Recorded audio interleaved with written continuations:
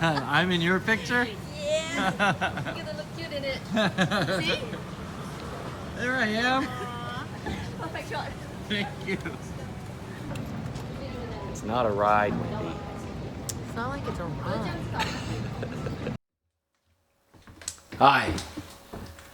This is Singapore, the fourth installment from our trip to Southeast Asia back in 2019.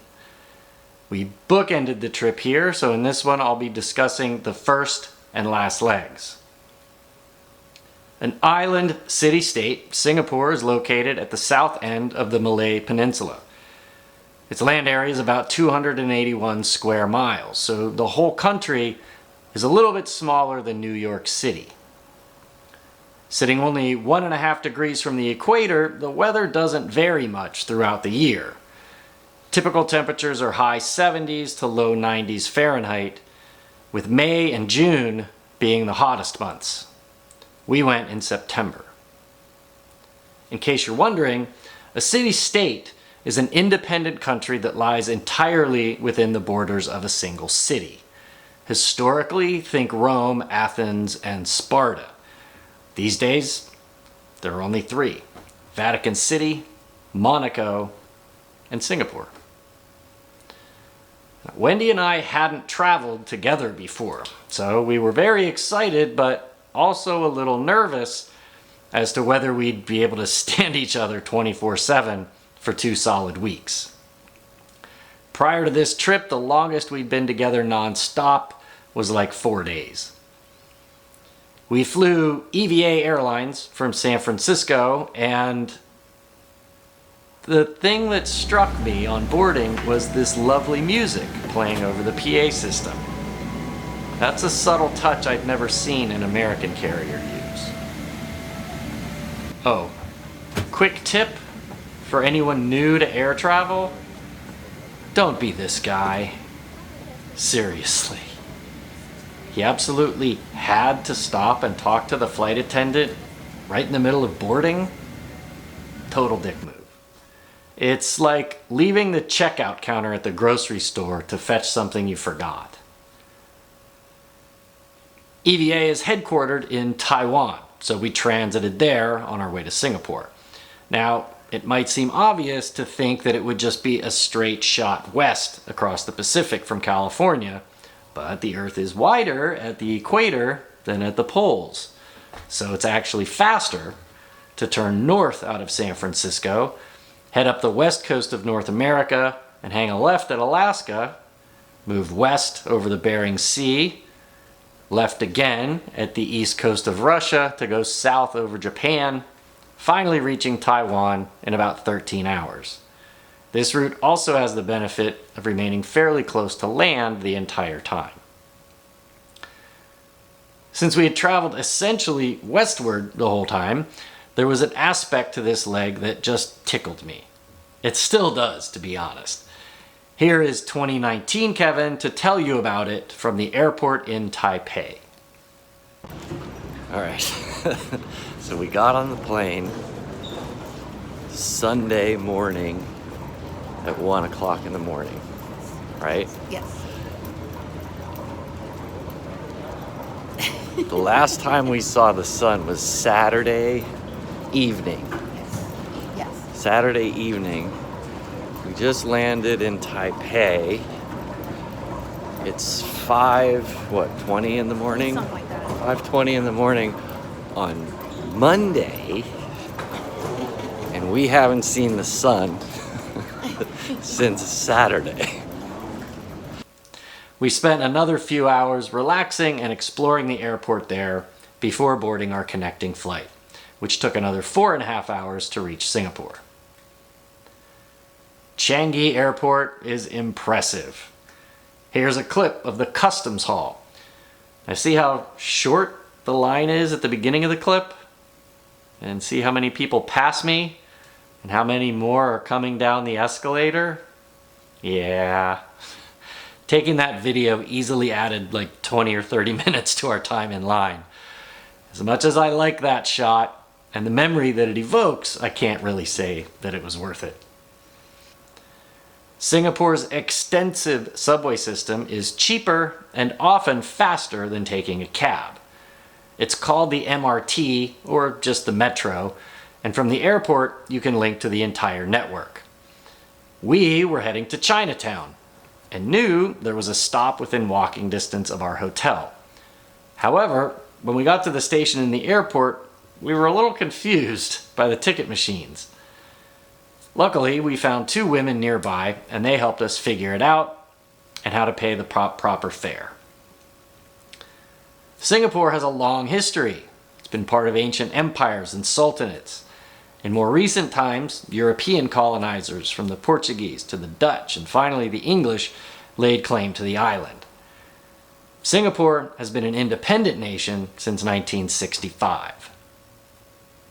The entire country is urbanized, which just means there aren't any rural areas left.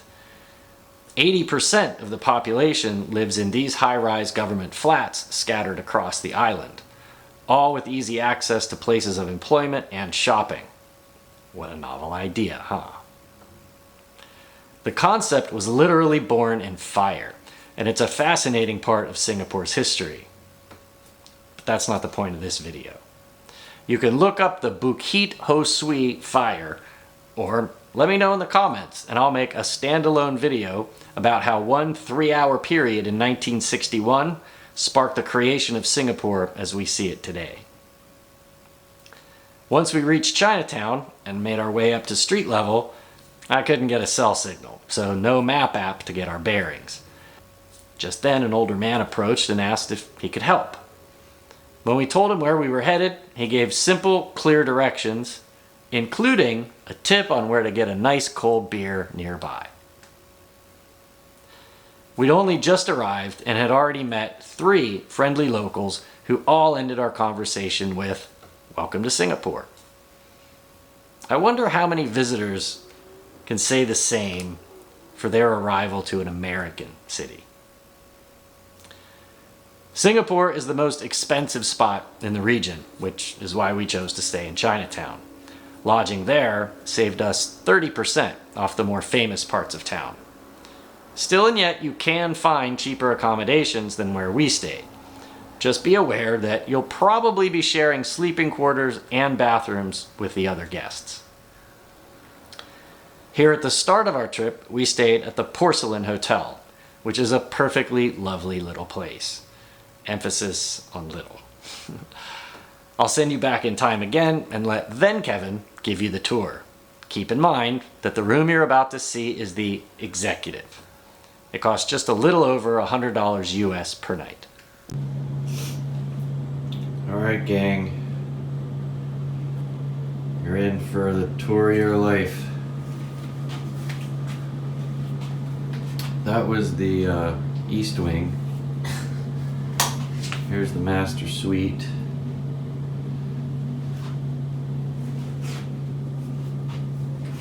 There's the foyer and shower and toilet combo. That's all she wrote, folks. That's the room.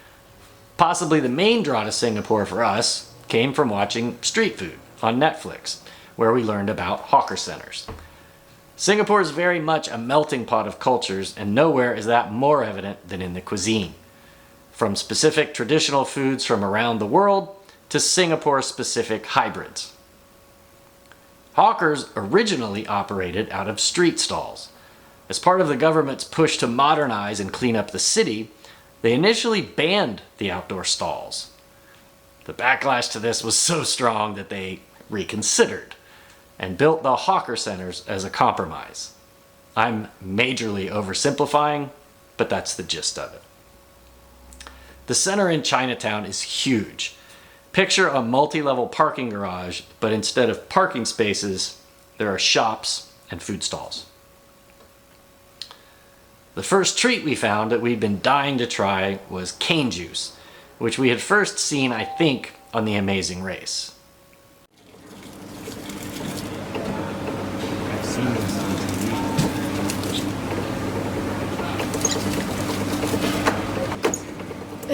Super cool. How much juice is I know, it's crazy. That is a lot of juice. It really is a lot. Yeah. Thank you. Thank you very much. What's the verdict? It's Pretty good. good?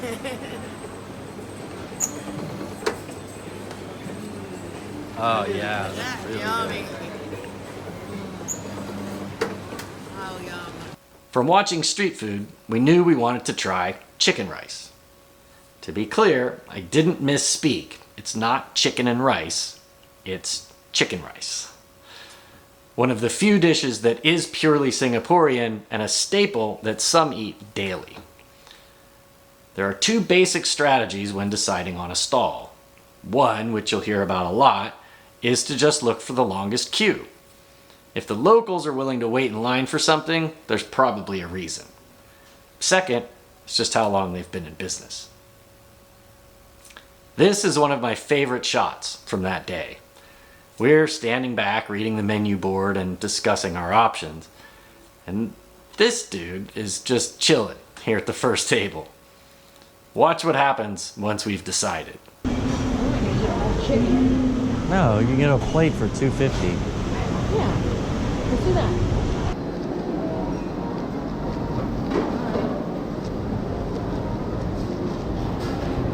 Chicken rice. Yes. One plate? Yeah. So good. He was just sitting there, hiding in plain sight and listening to our conversation.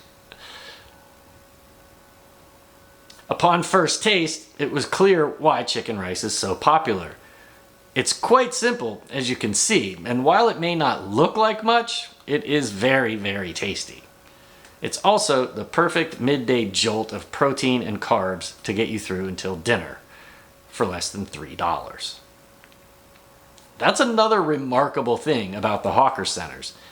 Even though Singapore is a reasonably wealthy city, and many of the hawkers have earned Michelin recognition, the prices are very reasonable.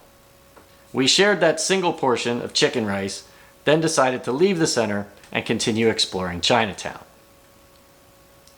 One point of interest in Chinatown is the Buddha Tooth Temple. As the name implies, they claim that this building contains an actual tooth from the actual Buddha, taken from his funeral pyre. The relic is kept in the Sacred Light Hall on the 4th floor, inside a stupa made from 420 kilos of gold. No video or photography is allowed in Sacred Light Hall, so I can't show it to you. But it wouldn't really make a difference. Only monks are allowed inside the chamber where the relic is kept, so you can't get close enough to really see it. As I've mentioned in earlier videos, if you're going to visit holy sites, it is important to show proper respect.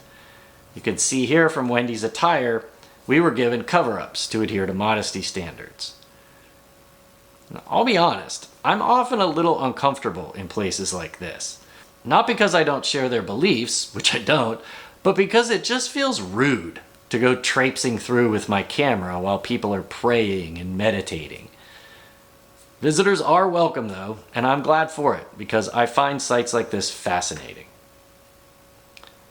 Here on the 1st floor, they were preparing for a ceremony, but we were still able to have a look around, and it is pretty breathtaking in person. The 2nd and 3rd floors house the museums, which are also worth a look. Admission is free, and they keep it nice and cool inside, which isn't easy in Singapore. If you're interested in a more structured experience, you can take a guided tour in either Mandarin or English, which takes about 90 minutes. At one point during our walking tour, we ended up passing by our hotel and wanted to get a photo in front of the sign. I'm already not the best at taking selfies, but trying to get Wendy and me and the sign in the frame was proving harder than expected. Once again, a local came to our rescue. This time a teenage boy who asked, "May I take the photo for you?" I gladly handed him my phone. He took several versions before returning it, and with a slight bow in response to our thanks, was on his way. We ended up at the outdoor tables of this bar on the corner of Mosque Street and Southbridge Road. I sampled the local brew, Tiger Lager, while Wendy went for a Singapore Sling. We were also hungry again, so we ordered some escargot and I think some onion rings. After dinner, Wendy realized that she needed a shower cap, so we went to this mall we had spotted earlier.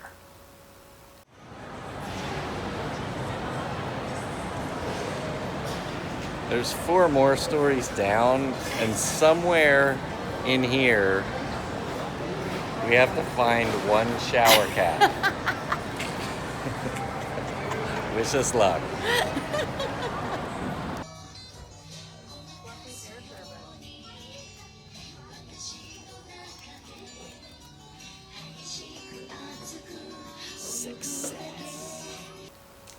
Shower cap procured, we walked back to the hotel for some sleep.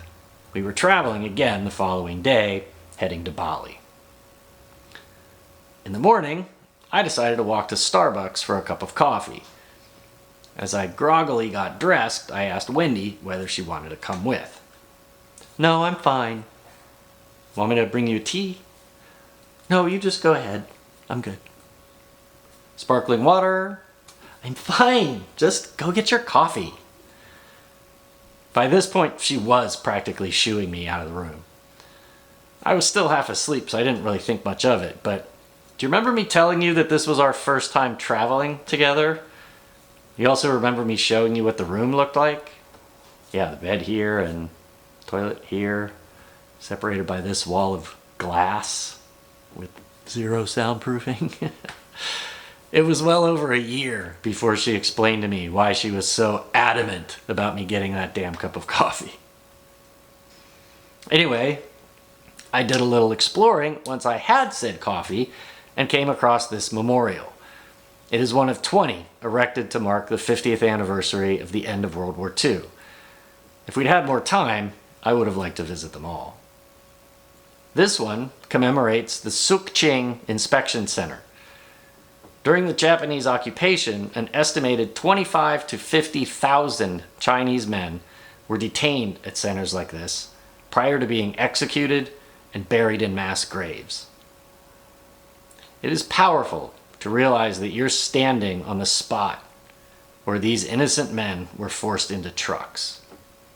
And it makes you think when you see the leader of a country massing troops and tanks on the border of a smaller neighbor. Military invasions are never pretty, and more often than not, include hidden atrocities like the ones memorialized here. I could seriously dive deep into a history geek out from just this one memorial, but I should probably stay on point. On my walk back to the hotel, I shot the following clip. So, one of the things that you notice, if you look behind me while I'm talking, you'll see this. Here in Singapore, even though street vendors everywhere, markets, food stalls, you know, everywhere you go, there's very little trash.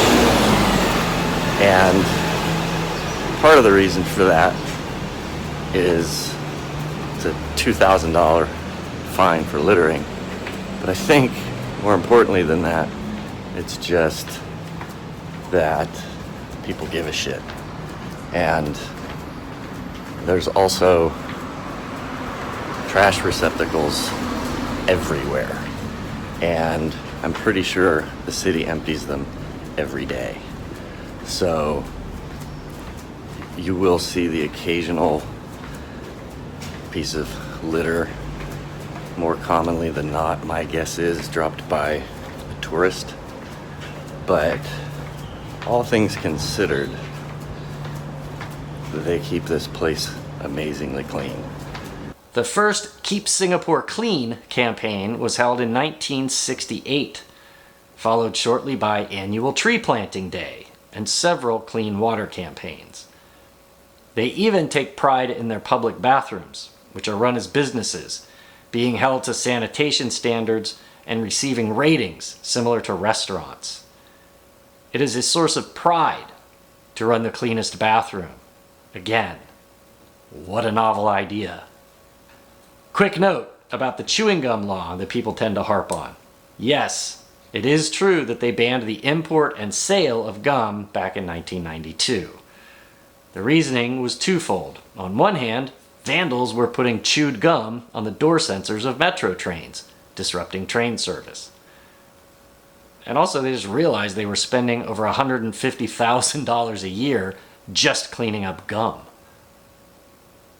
And keep in mind, they didn't ban the possession nor the chewing of gum. So it's not like you're going to be hassled by the cops if you're in the country with some gum you bought somewhere else. You're just not going to find it on store shelves. Back at the hotel, I helped Wendy finish packing and we took the shuttle back to the airport and spent the next 8 days visiting Ubud, Gili Meno, and Lombok before hopping another flight back to Singapore. This time, we took a shuttle from the airport to our hotel, which was the Southbridge Hotel, which is at the corner of Mosque Street and Southbridge Road. In other words, it is the place we stopped for drinks and snails on our first day. Room-wise, Southbridge is almost exactly the same as Porcelain. Both have been extensively remodeled to fit as many rooms as possible onto each floor, but if you're planning to spend a lot of time in your room, you're not likely to be staying in this neighborhood anyway. In every other way, the two hotels are very different. Porcelain has a day spa attached to it, and the lobby is very dark and quiet, whereas Southbridge has a restaurant, 2 bars, and a small nightclub all on the first floor. Southbridge is more self-contained, but Porcelain is quieter. Cost was about the same at both during our trip. Again, that's around $100 US per night. Once our room was squared away, we headed down to the bar, where Wendy taught the bartender how to make a lemon drop.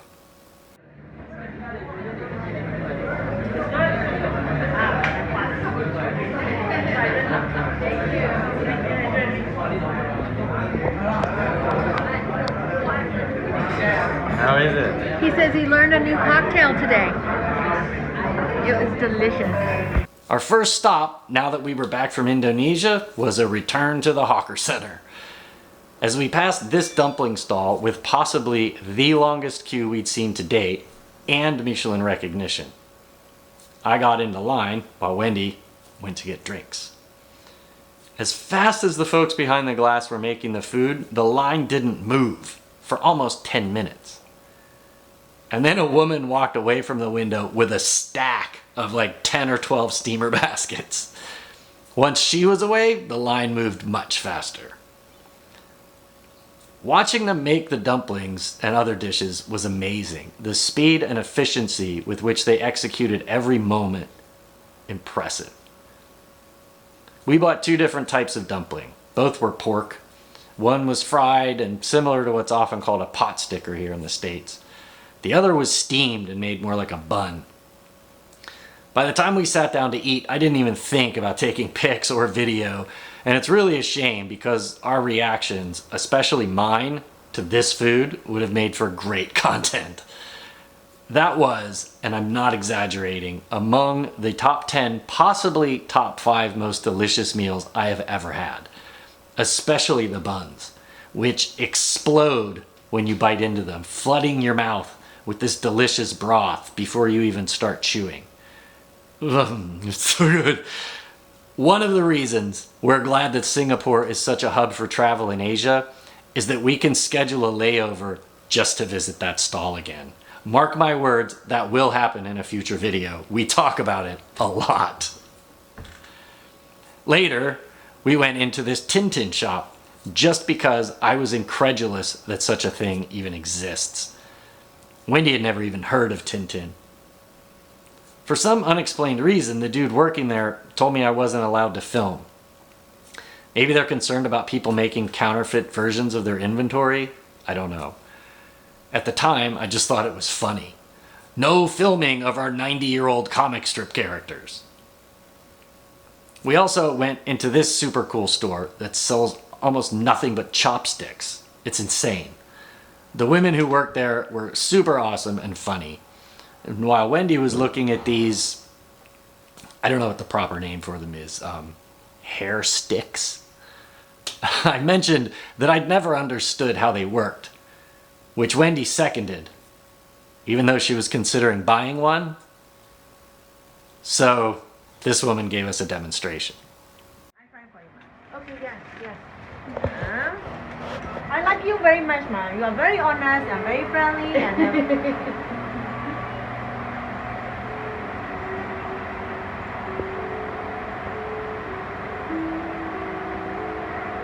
Oh, that's how it... Nice. you have to remember so you can show me. That's why I'm taking video of it. Yes, sir. So easy. So easy. Pretty. Okay, everything. You can do other way also. Yeah. Does it look good? I like the first one You better. like the first one? Good. He's extra honest. Don't worry. More honest. As long as you're happy. More honest. We like that. You like this? Yes, I like that. Hold still. Okay, good. Yay! So easy and it looks so good. Yeah, you're right. All right. Okay. We highly recommend Chinatown, if you can't tell. Even if you choose to stay in a different part of Singapore, you should carve out some time to spend here. Every street has something new to see and experience, from the hawker center to the shops and full-service restaurants to the architecture, some of which dates back to when the Dutch were in power, prior to the Brits. On our last day, we finally ventured out late in the morning, headed to Marina Bay. But first things first, we needed to eat something. We stopped at Lau Pa Sat Hawker Center, which has like 70 stalls. Wendy went for a duck dish from a Michelin-recognized hawker, which she loved. I got at the end of one of the longest lines at a stall that made noodle bowls. Let's just say the longest queue strategy isn't foolproof. I hated that noodle bowl. We don't often go in for the more touristy aspects of the places we visit, but the Merlion was going to be an exception. We had considered taking a spin on the flyer, but $33 a piece for one rotation just didn't seem worth it. We also considered going up to the deck atop the Marina Bay Sands, but again, $26 each just to ride the elevator felt like money better spent elsewhere. By the way, if you've seen the infinity pool, which seems to appear in every video and marketing campaign for Singapore, be aware that only guests of the hotel are allowed to use it, and rooms start at around $600 a night. It was really hot that day. Like, really, really hot. Never got this hot in Brooklyn. It's like Africa hot. Tarzan couldn't take this kind of hot. Thanks to yet another friendly local, we got our obligatory photos at the Merlion. The Formula One Grand Prix was set to begin the next day. I knew we were going to be gone before it started, but I wanted to walk over and see how the track is set up on city streets like they do in Monaco. The thing is, the heat was getting to me. I was feeling wobbly in the knees and a little dizzy. I didn't want to say anything though, I didn't want to ruin our last day. It was around then Wendy needed a restroom, so we found an MRT station and took the escalator down to where the bathrooms are. Look at this freaking place. It's a cliche, I know, but I swear you could practically eat off the floor. This is a subway station? I've ridden light rail in New York, Chicago, Philly, DC, San Francisco, and LA. None of them come even close to the facilities in Singapore. Back at street level again, after having some water, sitting in the shade, and the time spent in the air conditioning of the metro, now Wendy confessed that she wasn't feeling so hot, which meant that I could now admit that I wasn't either. We agreed to just cut bait and walk back to the hotel, which in our condition was a lot tougher than it should have been. No idea why we felt so crappy or why it hit us so hard. Heat was a factor, sure, but it had also been a very active couple of weeks. I tend to think maybe we were just wiped out. Once we got back to our room, we cranked the AC, laid down, and promptly fell asleep for several hours. After our nap, feeling much better, we headed downstairs for dinner. Then into the nightclub, where other guests and locals were dancing and partying. The crowd was a perfect microcosm of Singapore. Global destinations were represented. Australia, Brazil, Sri Lanka, China, India, and once we got there, the US. It was a really fun group. Nobody took themselves too seriously. Just looking to have a few drinks, do a little dancing, and generally have some fun. A pretty great way to spend the final night of our trip. In the morning, we headed to the front desk to ask about calling a cab. The clerk assured us there was no need. All we had to do was step outside and put a hand in the air. That seemed a bit far-fetched, but I'll be damned if it isn't exactly what happened. Before the door had even closed behind us, a taxi was pulling to the curb for our ride to the airport. If you've seen the movie Crazy Rich Asians, you've seen some parts of Changi Airport. Voted best airport in the world for 8 consecutive years, it just lost its crown to Hamad International in Qatar. It's kind of luck of the draw whether you'll be in the terminal with the slide that goes down to your gate or some of the other cool details. The amenity that Wendy was most interested in was the butterfly habitat. She is the only person I've ever known who actually pets moths and talks to them as though they're like puppies or kittens. So when I tell you that she was excited for the butterfly room, I'm telling you that it was literally part of the trip that she was anticipating for months. And I gotta tell you, it's freaking amazing. Check this out.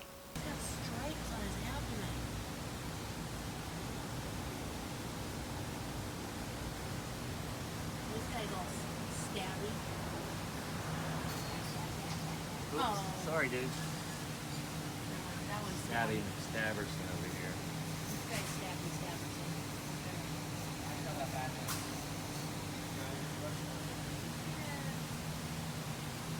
Look at me. I'm pretty too.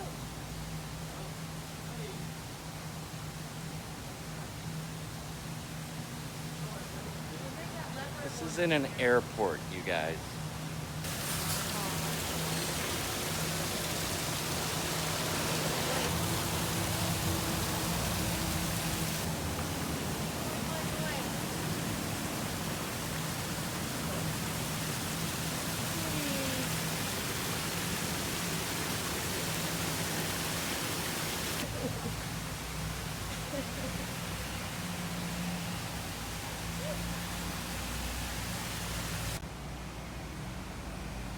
You're cute.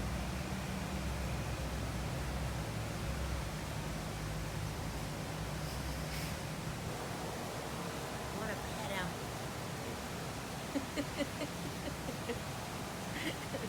Look how fuzzy he is. What a pet him.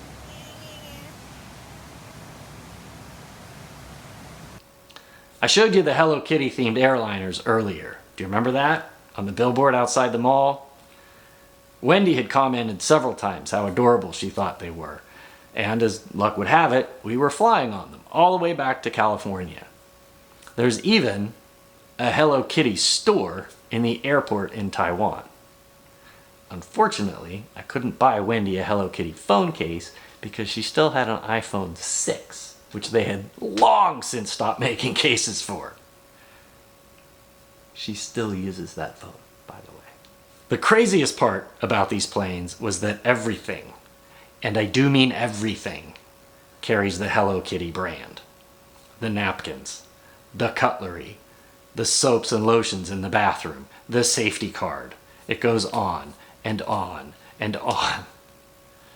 The Boeing 777 with the design that we flew on was repainted to standard livery in 2021, but EVA has 3 other planes with similar paint jobs still in the fleet.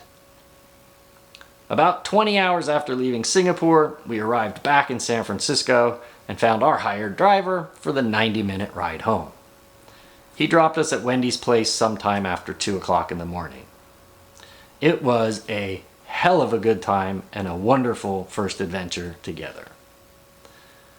Of course, only a few months later, the COVID pandemic hit, forcing us to stay home for over 2 years. But I'm thrilled to say that we're at it again and have been on 3 trips since borders began reopening. We'll be posting videos from all of them, as well as the long-awaited trip we're prepping for as I record this. Subscribe and hit the bell so you don't miss out on future content. Before I go, here's a not-so-easy hint as to what's coming up next. Any guesses? And once again, I leave you with our favorite quote from Mark Twain, encouraging everyone to get out and experience the world. Travel is fatal to prejudice, bigotry, and narrow-mindedness, and many of our people need it sorely on these accounts. Broad, wholesome, charitable views of men and things cannot be acquired by vegetating in one little corner of the earth all one's lifetime. See you in the next one.